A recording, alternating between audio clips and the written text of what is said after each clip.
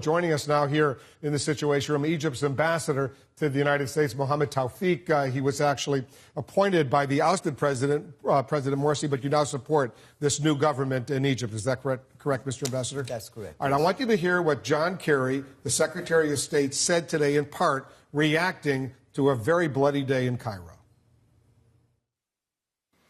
Today's events are deplorable, and they run counter to Egyptian aspirations for peace, inclusion, and genuine democracy. Egyptians inside and outside of the government need to take a step back. They need to calm the situation and avoid further loss of life. What's your reaction to the Secretary of State? I think that we have made it very clear. The Prime Minister gave a statement this afternoon, and he said that we have put into place a roadmap for the future and that we are committed to respecting that roadmap. Are you upset with the U.S. response? Because the U.S. response clearly is deploring what the government is doing, the security forces, in addition to what the opposition is doing as well, but certainly blaming the military, the security forces for so much of this violence. Listen, I'm not going to comment on the U.S. position. What I will say is that this was not a solution that anyone is happy with. The loss of life is something that we all mourn very, very seriously. However, the fact, as you just said, 43 police officers were killed. That is not a peaceful demonstration. This is a very serious thing. Today there are news that they found mass graves in the sit-ins.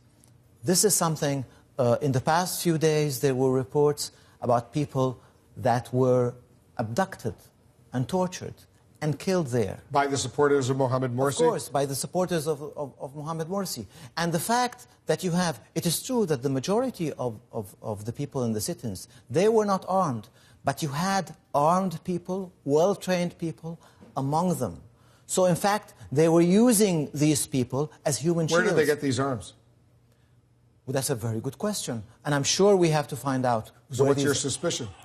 Well, my suspicion is that they have been preparing arms caches for a long time. But, so are we on the verge in Egypt of a civil war? No, a civil war happens when you have two equal sides. In Egypt, you have the entire Egyptian population on the one hand and the Muslim Brotherhood on the other. The Muslim Brotherhood represents a big percentage of the people of Egypt, and Morsi won with 52% of the vote, as you remember. Of course, but he won with the votes of people who were not Muslim Brotherhood members.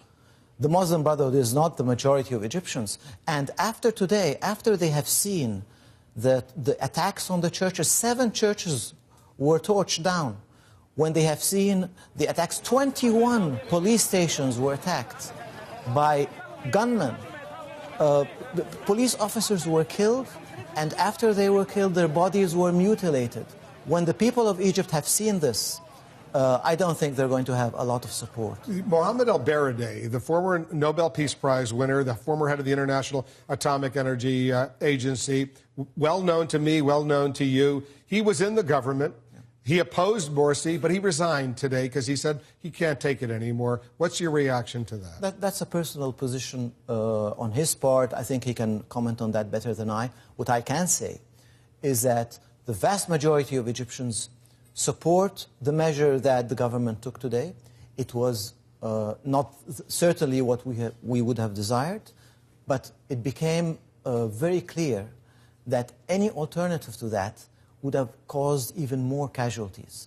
So, again, as the Prime Minister said, this is something that we had to do because we had to do it, not because we wanted to do it. Here's what, obviously I'm a journalist. A lot of journalists were hurt today as well, trying to cover what's going on, including one photographer who used to work for CNN was killed in the action. Is there an effort by the security forces, whether military or police, to go after the media to try to shut them down? Absolutely not. Absolutely. What was happening is you had shooting from the side of the Muslim Brotherhood. They had people on rooftops shooting. When you have that sort of situation, then you don't know who's going to get hurt. Certainly, there have been warnings from the security people in Egypt two journalists to take care as much as they could. I know people get taken by all the action and they want to be right into it, but it's something that certainly we feel very sorry about. As you know, the U.S. military, the Egyptian military, every year they have Operation Bright Star, which is a huge military exercise in Sinai to show the cooperation between these two militaries. Have you been informed by the Obama administration, by the Defense Department, that that is being canceled for the coming weeks? No, I have not been informed of something. Do you expect them to go forward, this operation? Well, that's a matter that is left to the two militaries to decide based upon their operational considerations. But it would be a serious blow if the U.S. said, we're not doing Bright Star this year. It would be a serious blow to both sides, because this is an operation that basically benefits both sides. See what happens. Mr. Ambassador, thanks for coming in. We'll stay in close touch with you. And as someone who's been to Egypt many times, I hope things quiet down and get under control over there. I'm confident that we're going to be able to handle this. Thank you very much for coming in. Thank you very much.